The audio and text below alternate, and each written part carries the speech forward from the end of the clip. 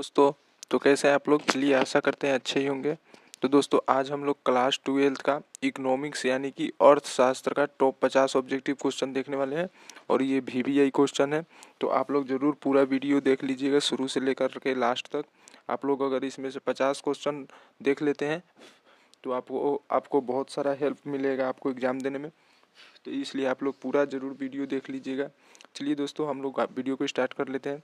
देखिए दोस्तों, अगर आपको इसका PDF डाउनलोड करना है तो आप लोग इसका टेलीग्राम चैनल को ज्वाइन कर लेना है। वहाँ पे आपको इसका PDF मिल जाएगा। डिस्क्रिप्शन में लिंक दिया गया है, या फिर आप टेलीग्राम पे जाकर 12th आर्ट्स बाय VK लिख कर सर्च कीजिएगा तो आपको आ जाएगा चैनल फर्स्ट में ही, और आपको ज्वाइन कर लेना है।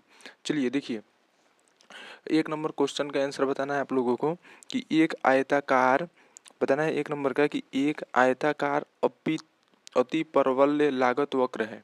एक आयताकार अति परवलय लागत वक्र क्या है? औसत स्थिर लागत वक्र, ऐसा वक्र जिसमें कुल लागत स्थिर हो, सीमांत लागत वक्र, या फिर ऑप्शन डी A एवं B दोनों। तो दोस्तों इसका राइट आंसर हो जाएगा आपका औसत स्थिर लागत वक्र, यानी कि option number A right answer हो जाएगा। चलिए दूसरा नंबर बताना है, यदि बाजार में किसी वस्तु की कीमत घट जाती है तो बजट सेट क्या हो जाता है? बड़ा हो जाता है, छोटा हो जाता है, समान रहता है, या इनमें से कोई नहीं। तो दोस्तों इसका राइट आंसर हो जाएगा कि बड़ा हो जाता है। क्या हो जाता है? बड़ा हो जाता है। इसलिए right answer option number A हो जाएगा। आप लोग ज़रूर कमेंट में आंसर देते रहिएगा। और हाँ दोस्तों, आपको लास्ट में बताना है कि आपका 50 में कितना सही हुआ है। और आपको इसका PDF तो टेलीग्राम पे मिल जाएगा, डाउनलोड कर सकते हैं। और जो भी दोस्तों का आपका इकोनॉमिक सब्जेक्ट है तो बोल दीजिएगा, ये वीडियो शेयर कर दीजिएगा और देखने के लिए बोल दीजिएगा। चलिए तीसरा नंबर बताना है, मांग के नियम का संबंध है। मांग के नियम का संबंध क्या है? आय और मांग के बीच, मूल्य और मांग के बीच, मूल्य और आय के बीच, या फिर इनमें से कोई नहीं। तो दोस्तों इसका राइट आंसर हो जाएगा आपका मूल्य और मांग के बीच, यानी कि option number B right answer हो जाएगा। चलिए चौथा नंबर बताना है, यदि उपभोक्ता की आय में वृद्धि होती है तो बजट रेखा समांतर क्या होती है? बाईं ओर खिसक जाती है, दाईं ओर खिसक जाती है, या फिर नहीं खिसकेगी, या इनमें से कोई नहीं। तो दोस्तों इसका राइट आंसर हो जाएगा कि नहीं खिसकेगी। क्या होगा कि नहीं खिसकेगी, यानी कि option number C right answer हो जाएगा। चलिए पांचवा नंबर बताना है, यदि पूरक वस्तु के मूल्य में कमी आती है तो वस्तु की मांग क्या हो जाती है? बढ़ती है, घटती है, स्थिर रहती है, या इनमें से कोई नहीं। तो दोस्तों इसका राइट आंसर हो जाएगा कि बढ़ती है। क्या हो जाएगा? बढ़ती है, यानी कि option number A right answer हो जाएगा। चलिए 6 नंबर बताना है, कम कीमत पर उपभोक्ता वस्तु की मांग की मात्रा बढ़ा देता है क्योंकि वस्तु सस्ती हो जाती है। कीमत कम होने पर उपभोक्ता की क्रय शक्ति बढ़ जाती है, या फिर कम कीमत पर उपभोक्ता को मोल भाव नहीं करना पड़ता है, या फिर ऑप्शन D। दोस्तों इसका राइट आंसर हो जाएगा कि ऑप्शन नंबर D, यानी कि A एवं B दोनों। यह क्या हो जाएगा? A और B दोनों। वस्तु सस्ती हो जाती है और कीमत कम होने पर उपभोक्ता का क्रियाशील बढ़ जाता है, क्रय शक्ति बढ़ जाता है। चलिए 7 नंबर बताना है, उपभोक्ता संतुलन क्या है? उपभोक्ता संतुलन क्या है? अपने व्यय से अधिकतम संतुष्टि प्राप्त करना, अपने आय से कम संतुष्टि प्राप्त करना, आय व्यय का लेखा जोखा लेना, या फिर इनमें से कोई नहीं। तो उपभोक्ता संतुलन क्या है? तो इसका राइट आंसर हो जाएगा आपका अपने व्यय से अधिकतम संतुष्टि प्राप्त करना, यानी कि option number E right answer हो जाएगा। चलिए 8वां नंबर बताना है, उपभोक्ता कौन है? उपभोक्ता ये कौन है? एक व्यवसायी है, आर्थिक एजेंट है, प्रमुख व्यक्ति है, या इनमें से कोई नहीं। तो उपभोक्ता कौन है? तो इसका राइट आंसर हो जाएगा आपका आर्थिक एजेंट है, यानी कि option number B right answer हो जाएगा। चलिए 9 नंबर देखिएगा, एक उपभोक्ता उस समय संतुलन में होता है जब वो अपनी दी हुई आय तथा बाजार कीमतों से प्राप्त संतुष्टि को अधिकतम कर लेता है। यह परिभाषा किसने दी है? बताना है कि एक उपभोक्ता उस समय संतुलन में होता है जब वो अपनी दी हुई आय तथा बाजार कीमतों से प्राप्त संतुष्टि को अधिकतम कर लेता है। यह परिभाषा किसने दी है? मार्शल ने, पीगू ने, सैमुअलसन ने, या फिर हिक्स ने। तो दोस्तों इसका राइट आंसर हो जाएगा कि सैमुअलसन ने, यानी कि option number C right answer हो जाएगा। चलिए 10 नंबर देखना है, उपयोगिता में क्या होती है? उपयोगिता में क्या होती है? लाभदायकता, हानिकारक, या फिर ए एवं बी दोनों, या फिर इनमें से कोई नहीं। तो उपयोगिता में जो होता है ये ए एवं बी दोनों होता है, यानी कि लाभदायक भी है और हानिकारक भी है, यानी कि option number C right answer हो जाएगा। चलिए 11 नंबर को देखना है। अर्थशास्त्र मानव कल्याण का विज्ञान है, यह कथन किसका है? बताना है कि अर्थशास्त्र मानव विज्ञान कल्याण का विज्ञान है, यह कथन किसका है? रॉबिन्स का, मार्शल का, एडम स्मिथ का, या फिर रिकार्डो का? तो दोस्तों इसका राइट आंसर हो जाएगा आपका रॉबिन्स का, यानी कि option number A right answer हो जाएगा। यह कथन किसका है? रॉबिन्स का है। चलिए 12 नंबर देखना है। अर्थशास्त्र की कल्याण संबंधी परिभाषा के जन्मदाता कौन थे? अर्थशास्त्र के कल्याण संबंधी परिभाषा के जन्मदाता कौन थे? Marshall, Robbins, Adam Smith, Samuelson. बताना है कि अर्थशास्त्र की कल्याण संबंधी परिभाषा के जन्मदाता कौन थे? तो दोस्तों इसका राइट आंसर हो जाएगा आपका मार्शल थे, यानी कि option number A right answer हो जाएगा। चलिए 13 नंबर देखना है। अर्थव्यवस्था की समस्या निम्नलिखित में कौन है? अर्थव्यवस्था की समस्या निम्नलिखित में कौन है? आर्थिक विकास, साधनों का आवंटन, साधनों का कुशलतम प्रयोग, या फिर इनमें सभी? तो दोस्तों इसका राइट आंसर हो जाएगा आपका इनमें सभी, यानी कि option number D right answer हो जाएगा। चलिए 14 नंबर देखना है। आर्थिक समस्या मूलतः किस तथ्य की समस्या है? आर्थिक समस्या मूलतः किस तथ्य की समस्या है? चुनाव की, फर्म चयन की, उपभोक्ता चयन की, या फिर इनमें से कोई नहीं? आर्थिक समस्या मूलतः किस तथ्य की समस्या है? तो इसका राइट आंसर हो जाएगा आपका चुनाव की, यानी कि option number A right answer हो जाएगा। ये दोस्तों 15 नंबर बताना है। अर्थव्यवस्था को वर्गीकृत किया जा सकता है, किस रूप में वर्ग और अर्थव्यवस्था को वर्गीकृत किया जा सकता है, यानी कि बांटा जा सकता है? समाजवादी के रूप में, पूंजीवादी के रूप में, मिश्रित के रूप में, या इनमें से सभी? तो दोस्तों अर्थव्यवस्था को वर्गित किया जा सकता है, वो क्या हो जाएगा? तो ये इनमें से सभी रूप में, यानी कि ये सभी रूपों में इसको वर्गीकृत किया जा सकता है, यानी कि option number D right answer हो जाएगा। चलिए 16 नंबर बताना है। उत्पादन वक्र का ढाल गिरता है, किस तरफ गिरता है? दाएं से बाएं, बाएं से दाएं, ऊपर से नीचे, या नीचे से ऊपर? बताना है कि उत्पादन वक्र का ढाल गिरता है। तो दोस्तों इसका राइट आंसर हो जाएगा आपको ऊपर से नीचे की तरफ, यानी कि option number C right answer हो जाएगा। चलिए 17 नंबर बताना है। उस वक्र का नाम बताएं जो आर्थिक समस्या दर्शाता है। उस वक्र का नाम बताना है जो आर्थिक समस्या को दर्शाता है।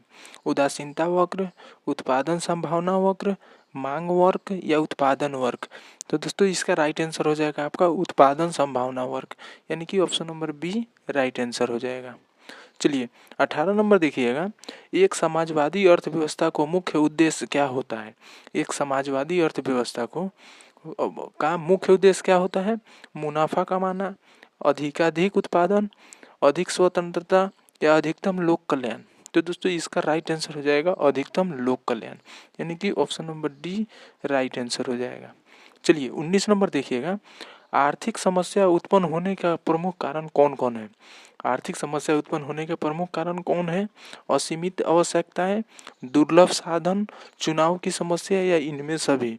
तो दोस्तों इसका राइट आंसर हो जाएगा इनमें से सभी, यानी कि ये सभी प्रमुख कारण है, यानी कि option number D right answer हो जाएगा। चलिए 20 नंबर देखिएगा। उत्पादन संभावना वक्र का ढाल होता है। उत्पादन संभावना वक्र का ढाल क्या होता है? ऋणात्मक, धनात्मक, ऊपर से बाएं, या इनमें से कोई नहीं? तो दोस्तों इसका राइट आंसर हो जाएगा आपका ऋणात्मक, यानी कि option number A right answer हो जाएगा। चलिए 21 नंबर बताना है। अर्थव्यवस्था की केंद्रीय समस्या कौन सी है? अर्थव्यवस्था की केंद्रीय समस्या कौन सी है? क्या उत्पादन हो, कैसे उत्पादन हो, उत्पादित वस्तु का वितरण कैसे हो, या इनमें से सभी? तो दोस्तों इसका राइट आंसर हो जाएगा वो हो जाएगा कि इनमें से सभी, यानी कि option number D right answer हो जाएगा। चलिए 22 नंबर देखिएगा। 22 नंबर क्या बोल रहा है? किसने कहा, किसने कहा कि अर्थशास्त्र कभी वास्तविक विज्ञान होता है और कभी आदर्श विज्ञान? किसने कहा है कि अर्थशास्त्र कभी वास्तविक विज्ञान होता है और कभी आदर्श विज्ञान? मार्शल ने कहा, फ्रेडमैन ने कहा, कीन्स ने कहा, या इनमें से कोई नहीं कहा? तो दोस्तों इसका राइट आंसर हो जाएगा मार्शल ने कहा ये बात, यानी कि option number A right answer हो जाएगा। चलिए 23 नंबर देखिएगा, निम्नलिखित में कौन उत्पत्ति का साधन नहीं है? निम्नलिखित में कौन उत्पत्ति का साधन नहीं है? भूमि, श्रम, मुद्रा या पूंजी। तो दोस्तों इसका राइट आंसर हो जाएगा आपका भूमि। भूमि मतलब कि राइट आंसर हो जाएगा। चलिए 24 नंबर को देखते हैं। 24 नंबर क्या बोल रहा है? अर्थशास्त्र विज्ञान एवं कला दोनों है। अर्थशास्त्र विज्ञान एवं कला दोनों है, ये बात किसने कहा है? मार्शल ने, रॉबिन्स ने, जेके मेहता ने या कैनन ने? अर्थशास्त्र विज्ञान एवं कला दोनों है, ये बात किसने कहा? तो दोस्तों इसका राइट आंसर हो जाएगा आपका ये मार्शल ने कहा है, यानी कि option number A right answer हो जाएगा। चलिए 25 नंबर देखिएगा, अर्थशास्त्र एक वास्तविक विज्ञान है, ये बात किसने कहा? मार्शल ने, रॉबिन्स ने, केन्स ने या जेके मेहता ने? तो अर्थशास्त्र एक वास्तविक विज्ञान है, ये रॉबिन्स ने कहा, यानी कि option number B right answer हो जाएगा। चलिए 26 नंबर को देखते हैं। 26 नंबर क्या बोल रहा है? आर्थिक क्रिया के प्रकार हैं। आर्थिक क्रिया के प्रकार क्या है? उत्पादन, उपभोग, विनिमय, इनमें से सभी। तो दोस्तों आर्थिक क्रिया के जो प्रकार है वो है इनमें सभी, यानी कि ये तीनों हो जाएंगे राइट आंसर। चलिए 27 नंबर देखना है, अंग्रेजी का शब्द बताना कि अंग्रेजी का शब्द मैक्रो, ये ग्रीक शब्द मैक्रोज से लिया गया है, जिसका अर्थ क्या होता है? सूक्ष्म, व्यापक, व्यक्तिगत या इनमें से कोई नहीं। अंग्रेजी का शब्द मैक्रो ग्रीक शब्द मैक्रोज से लिया गया है, जिसका अर्थ क्या होता है? तो इसका अर्थ होता है व्यापक, यानी कि option number B right answer हो जाएगा। चलिए 28 नंबर देखिएगा, उत्पादन के संसाधन के रूप में उद्यमी का क्या कार्य है? उत्पादन के संसाधन के रूप में उद्यमी का क्या कार्य है? संसाधनों को इकट्ठा करना, उत्पादन प्रक्रिया को व्यवस्थित करना, उत्पादन के खतरे को वहन करना, या इनमें से सभी। तो दोस्तों इसका राइट आंसर हो जाएगा इनमें से सभी, यानी कि option number D right answer हो जाएगा। चलिए 29 नंबर बताना है, इनमें से किसे संसाधन भूमि के अंतर्गत नहीं रख सकते? इनमें से किसे संसाधन भूमि के अंतर्गत नहीं रख सकते? नदी को, जल को, खदान को या मशीन को? इनमें से किसे संसाधन भूमि के अंतर्गत नहीं रख सकते? तो इसका राइट आंसर हो जाएगा मशीन को, यानी कि option number D right answer हो जाएगा। चलिए आप लोग कमेंट में जरूर आंसर देते रहिएगा। बताना है 30 नंबर, वह कौन सा समय है जिसके उत्पादन के सभी साधन परिवर्तित किए जा सकते हैं? वह कौन सा समय है जिसके उत्पादन के सभी साधन को परिवर्तित किए जा सकते हैं? अल्पकाल, दीर्घकाल, अति दीर्घकाल या फिर इनमें तीनों?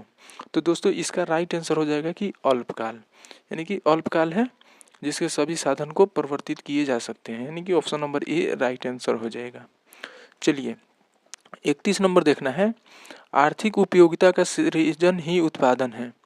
क्या आर्थिक उपयोगिता का सृजन ही उत्पादन है, ये किसने कहा? थॉमस ने, एच स्मिथ ने, एली ने या इनमें से सभी? तो दोस्तों ये कहा था एली ने, यानी कि option number C right answer हो जाएगा। चलिए 32 नंबर बताना है, उत्पादन की तीन अवस्थाएं कौन कौन है? उत्पादन के तीन अवस्थाएं कौन कौन है? तो कुल उत्पाद, सीमांत उत्पाद, औसत उत्पाद या फिर इनमें सभी? तो ये तीनों अवस्थाएं हैं, यानी कि इनमें से सभी राइट आंसर हो जाएगा। चलिए 33 नंबर बताना है, परिवर्तनशील अनुपातों का नियम संबंधित है। परिवर्तनशील अनुपातों का नियम संबंधित किससे है? अल्पकाल एवं दीर्घकाल दोनों से, दीर्घकाल से, अल्पकाल से या अति दीर्घकाल में? बताना है कि परिवर्तनशील अनुपातों का नियम संबंधित किससे है? तो इसका राइट आंसर हो जाएगा आपका अल्पकाल में, यानी कि option number C right answer हो जाएगा। चलिए 34 नंबर बताना है, लाभ क्या है? लाभ जो है ये क्या है? कुल आय व कुल लागत का अंतर है, कुल आय व कुल लागत का योग है, ए एवं बी दोनों या फिर इनमें से कोई नहीं? लाभ क्या है बताना है। तो दोस्तों इसका राइट आंसर हो जाएगा कि कुल आय व कुल लागत का अंतर है, यानी कि option number A right answer हो जाएगा। चलिए 35 नंबर देखना है, पूर्ति निम्नलिखित में किससे जुड़ी है? पूर्ति निम्नलिखित में किससे जुड़ी है? समय अवधि से, कीमत से, ए एवं बी दोनों से या इनमें से कोई नहीं? दोस्तों इसका राइट आंसर हो जाएगा ए एवं बी दोनों से, समय अवधि से भी और कीमत से भी, यानी कि option number C right answer हो जाएगा। चलिए 36 नंबर बताना है, वस्तु की उस मात्रा को क्या कहते हैं जिसे विक्रेता निश्चित समय, बाजार तथा कीमत पर बेचने के लिए तैयार हो कहलाती है। बताना है कि वस्तु की उस मात्रा को क्या कहते हैं जिसे विक्रेता निश्चित समय, बाजार तथा कीमत पर बेचने के लिए तैयार कहलाती है। पूर्ति, मांग, पूर्ति की लोच या फिर मांग की लोच। तो दोस्तों इसका राइट आंसर हो जाएगा कि पूर्ति। क्या कहलाती है? पूर्ति कहलाती है, यानी कि option number A right answer हो जाएगा। चलिए 37 नंबर बताना है, सीमांत लागत वक्र औसत परिवर्तन लागत का काटता है। बताना है कि सीमांत लागत वक्र औसत परिवर्तन लागत को काटता है। किस पर? न्यूनतम बिंदु पर, अधिकतम बिंदु पर, ए एवं बी दोनों पर, या इनमें से सभी। तो दोस्तों इसका राइट आंसर हो जाएगा आपका न्यूनतम बिंदु पर, यानी कि option number A right answer हो जाएगा। चलिए 38 नंबर बताना है, दीर्घकाल में सभी लागतें होती है, क्या होती है? परिवर्तनशील होती है, स्थिर होती है, ए एवं बी दोनों होते हैं, या इनमें से सभी होते हैं। दीर्घकाल में सभी लागत क्या होती है? तो वो परिवर्तनशील होते हैं, यानी कि option number A right answer हो जाएगा। चलिए 39 नंबर बताना है, उत्पत्ति के कितने नियम हैं? उत्पत्ति के कितने नियम हैं? उत्पत्ति वृद्धि नियम। बताना है कि उत्पत्ति के इनमें से कौन से नियम हैं? तो उत्पत्ति के वृद्धि नियम है, उत्पत्ति समता नियम, उत्पत्ति हौस नियम, या फिर इनमें से सभी। तो दोस्तों ये इनमें से सभी हो जाएगा राइट आंसर, क्योंकि ये उत्पत्ति के सभी नियम है, यानी कि option number D right answer हो जाएगा। चलिए 40 नंबर बताना है, 40 नंबर देखिए क्या बोल रहा है कि कौन सी अवधि में उत्पादन पैमाने को पूर्णतः परिवर्तित किया जा सकता है। कौन सी अवधि में उत्पादन पर पैमाने को पूर्णतः परिवर्तित किए जा सकते हैं? अल्पकाल में, दीर्घकाल में, अति अल्पकाल में, या फिर अति दीर्घकाल में। तो दोस्तों इसका राइट आंसर हो जाएगा दीर्घकाल में, यानी कि option number B right answer हो जाएगा। चलिए 41 नंबर बताना है, प्रतिफल का नियम उतना ही सार्वभौमिक है जितना कि जीवन का नियम। ये बात किसने कहा है? बिग स्टीड ने, बेनहम ने, लेफ्टविच ने, श्रीमती जॉन रॉबिन्सन ने। तो दोस्तों ये बात जो कहा है वो कहा है आपका बिग स्टीड ने, यानी कि option number A right answer हो जाएगा। चलिए 42 नंबर देखना है, उत्पादन वह प्रक्रिया है जिससे वस्तुओं में उपयोगिता का सृजन होता है। ये बात किसने कहा है? एली ने, स्मिथ ने, थॉमस ने, या इनमें से कोई नहीं। बताना है कि उत्पादन वह प्रक्रिया है जिससे वस्तुओं में उपयोगिता का सृजन होता है। यह बात किसने कहा है? तो दोस्तों इसका राइट आंसर हो जाएगा आपका स्मिथ ने, यानी कि option number B right answer हो जाएगा।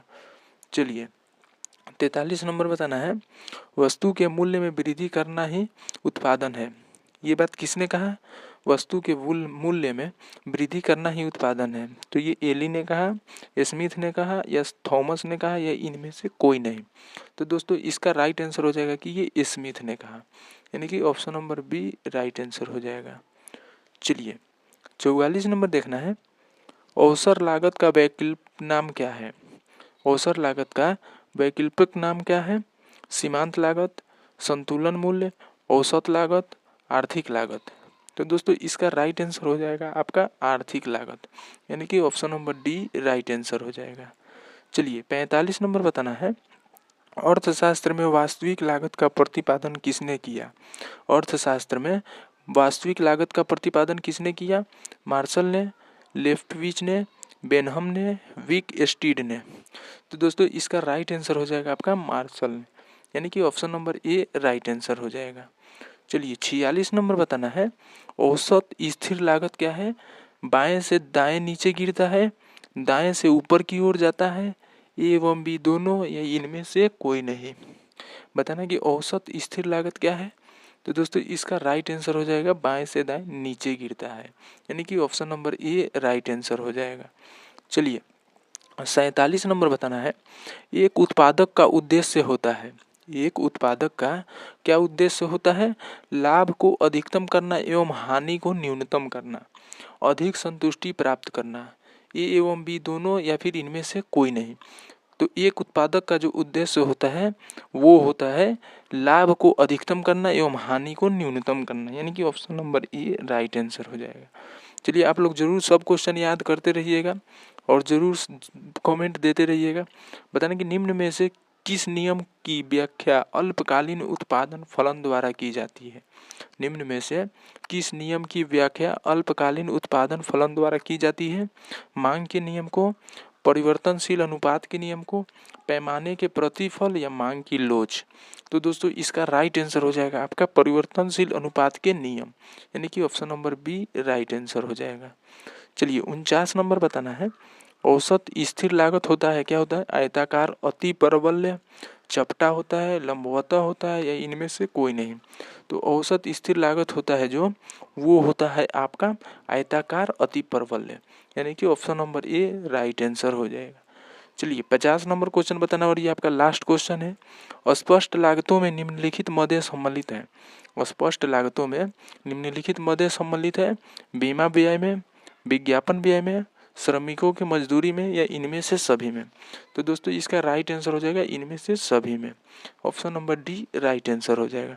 अब दोस्तों अगर इसका आप लोग को पीडीएफ डाउनलोड करना है तो आप लोग जरूर टेलीग्राम चैनल को ज्वाइन कर लीजिएगा। डिस्क्रिप्शन में लिंक दिया गया है, वहाँ पे आपको इसका पीडीएफ मिल जाएगा। और हाँ फ्रेंड्स, वीडियो लाइक कर दीजिएगा और चैनल को जरूर सब्सक्राइब कर लीजिएगा। चलिए दोस्तों फिर मिलते हैं अगले वीडियो में, तब तक के लिए बाय बाय।